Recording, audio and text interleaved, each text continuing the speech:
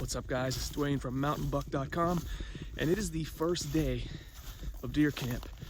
And I tagged out in archery season, so I'm just up here cooking and helping the guys out if they need it. I was just in the cabin, and about 15 minutes ago, I hear a shot out from where Nate's stand is, where he's hunting today. So I'm gonna come out here and hopefully Nate got a nice big buck, and we'll see if we can help him out. It's a nice deer, Nate. I don't think so. Oh, I do, buddy. Actually, half his rack busted off. So Nader's was up there. Uncle Bob's old stand, took a shot here. Deer ran and went all the way down there, making our life miserable. What are we looking at? Well, he would have been an 8. Nice wide rack, though. It is. It's got a bunch of busted tines on it, though. Well, let's get down there and help you out.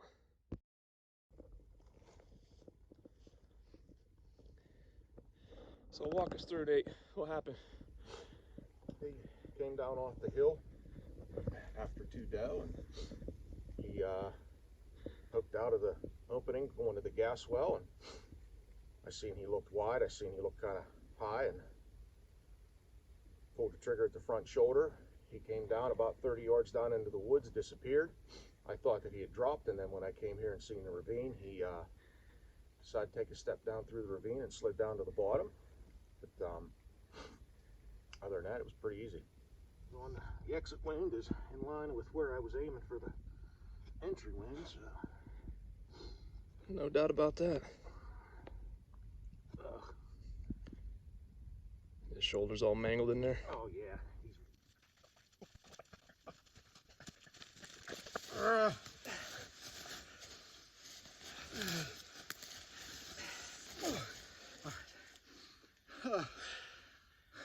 The literal downside of hunting in the mountains. It probably don't even look that steep on camera. It doesn't. It probably doesn't, but hopefully they get an idea. When I was looking down, and yeah, I brought the Jeep over, so we just gotta get it up to the trail. I wondered why the door sounded so loud when it closed. It's like a pile of trash up there. Probably don't want to drag this guy through, so. Okay. So what are you thinking? This side, the upper side of that tree and the lower side of that? Yeah. Okay. Good. As good as I'm gonna be. He had a pretty nice. He did. He looked super good. Uncle Bob's old stand.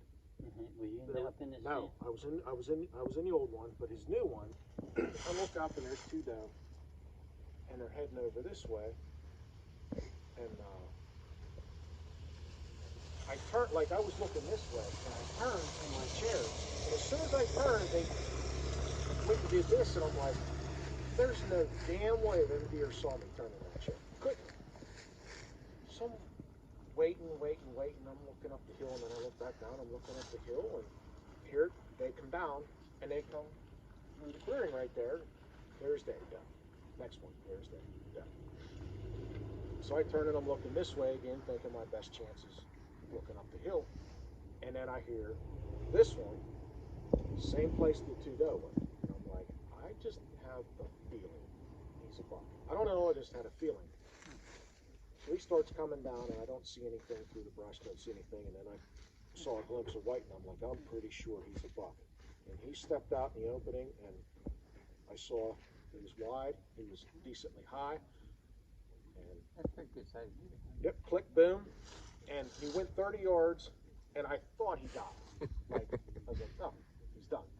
So I walked over to where I thought he crossed the opening.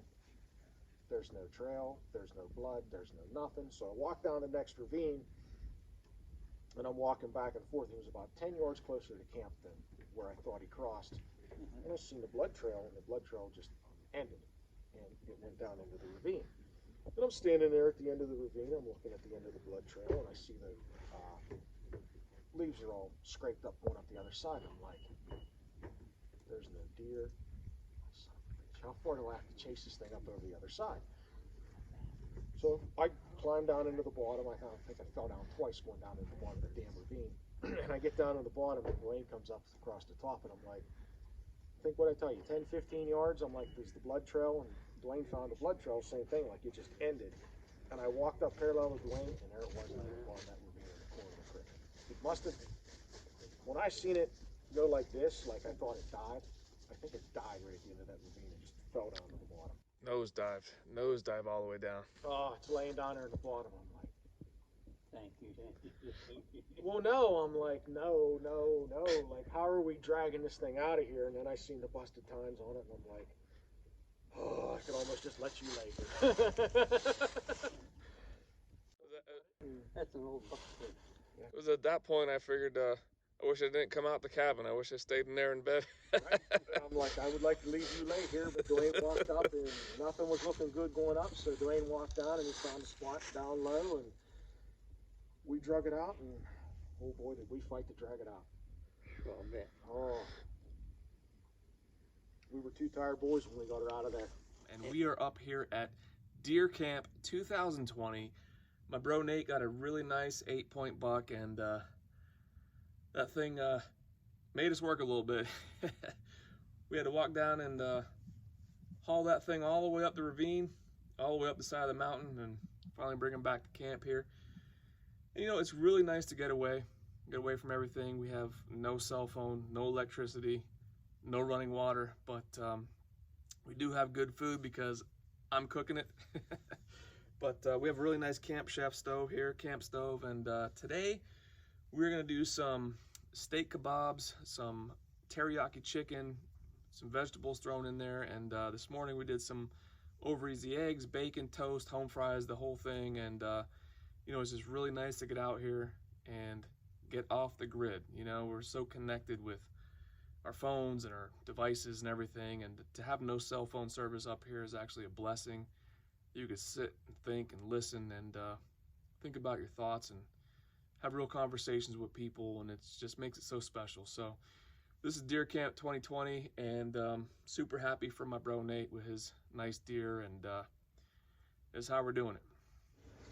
But what Skip's talking about, I think, is the story. Me and his Aunt Debbie was out in the country, and this rutted road, what I say rutted, it had grass in the middle and had two tire tracks. I thought it was a limb laying across the road.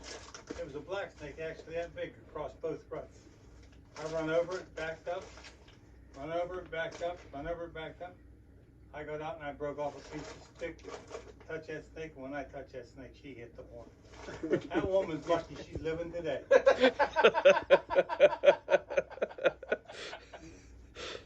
Oh yeah, she enjoyed that. Hell, that paid you back. When you got in that little escort station wagon, got behind the seat, and she went. Yeah, I knew she was going to go to the store, and it was like this time of year, it got dark real early. We had an escort station wagon. I got in behind the seat. I'm laying back there. She gets in, she don't see me, and she goes to start the car, and I just grab her from behind. She went into convulsions. How about the garbage can when Uncle Bob, you guys set her up? Oh yeah, Wayne was there for that. Yeah, that was down in North Carolina. She Peter fans that time. Brand new, them big trash can with the lid on it. And Norman gets in that can. Debbie comes out, and Bob says, "Hey, Deb, put this in the trash." And she went over, took it, and lift the lid. And as she lifted the lid, he come out like a jack in a box. They called me the jack off in the box. That sounds about right. Yeah, she stood there and pissed her pants. She was so scared. Oh my. Yeah. You're going to validate these stories. Listen, these people actually believe they seen Bigfoot. I believe it. That checks out. That cancels all credibility.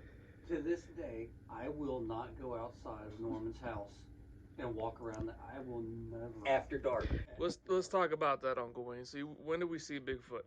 Bigfoot, this goes back about 45, at least 45 years. Like 78. And 'Cause your house- Norman was building a house, right? He had the foundation dug out. He had an old van with the tools and stuff in it. He was getting ready to work on the house. And mean German Shepherd. And he had a German Shepherd dog tied up to the van. That was to keep people, I guess, from stealing stuff. Anyway, we were over there and looking, and all of a sudden it got so What was that deathly dog? quiet. I think that dog's name was Lexi. I'll say Lexi. I was gonna say Lexi too, but And, I thought Lexi was the Anyway, nicer. it got Oh, deathly Lexi was quiet. the second. Lexi. And I'm looking, and I see up above the road One was mean. something standing one was up nice. there, and I said, Yeah, that second Skip. Lexi, I my said, grandma, grandpa. "What is that, buddy?" He said, Oh, "Daddy, I that don't was know, me. but it looks like Bigfoot to me." So I pick him up, and we go back over to the house. No, I called my rewind brother that Bob shit. up.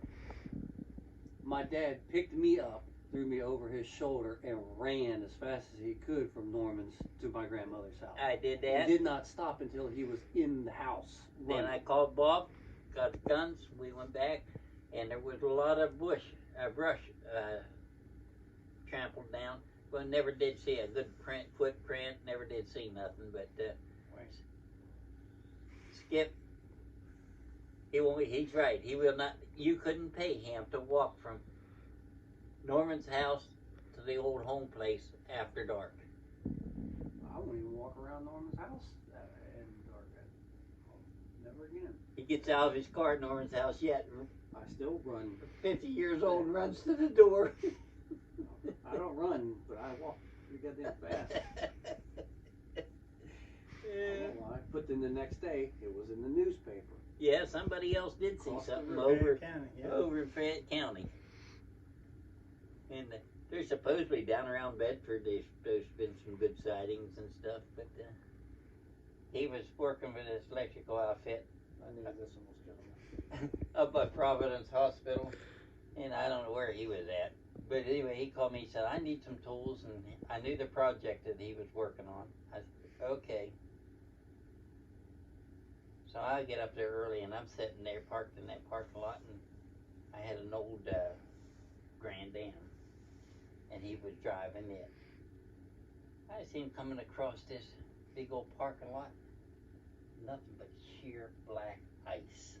Well, he thought he was going to come around and whip around like this and park right beside of me. Well, he couldn't get it stopped, and he slid into the side of me. All I remember is I'm coming straight at him, T-boning. He's like looking at me, and I hit the brakes. I'm sliding. He's just looking at me like, God damn it. I'm like, "Boo." Yeah, he Said I wrecked my two cars at one time. and I got laughing. I said, "You know, the bad part about this, Skip, is," I said, Both my cars. "both of these are my cars." How'd that phone call the insurance company go? Well, he was always going to fix my door. Well, I fixed it. That's when I totaled it on 68 coming out of Hancock. Is that when you fell asleep? Yeah. Yeah, then I had sinus, and I was taking Tylenol sinus, and that little dummy here said, "Well, one day, Tylenol sinus allergies, they ought to be better than just Tylenol sinus." Well, I popped a couple of them allergy ones. Knocked me out like a fish. Knocked me cold. When I came to, well, wife had said, "Are you okay?" I said, "Yeah, I'm okay." So she reclined her seat. And the next thing I know, I'm tearing out guardrails. End over end. It went in, and where the guardrail goes like that down into the girder, it flipped me in for end, and I landed on Really? the roof. Yeah, I remember that. And I could hear glass breaking, metal bending. I didn't know if I was the only car involved or what. And when I came, I went down across the medium strip and down, just like he's a parallel parked perfectly alongside the highway. Only on your roof. No, I'm backside up, right side up. Oh, it went the whole way over. Hit the Yeah, roof. it went up. Yeah, I don't know how many times the guy told me it had stopped. Said He like said- NASCAR. He said, "You ever watch a NASCAR race and see them cars bouncing and rolling?" I said, "Yeah." He said, "You did at least 4 times." And I got the right rear, or the left rear tire was off of it, the rim, everything. And I don't know if they ever did find it or not. the roof was almost flush with the hood Seat. of the car. Really? Yeah, I had to go on the there and passenger side. On the driver's side, the insurance guy told me, he said cars are designed with what they call a crumple zone. Yes. And the metal are designed to build it like a bubble over top of the driver's head. But the right side, it was a good thing that she reclined her seat. I was just going to ask you, did her reclining the seat? It probably saved her. Damn it.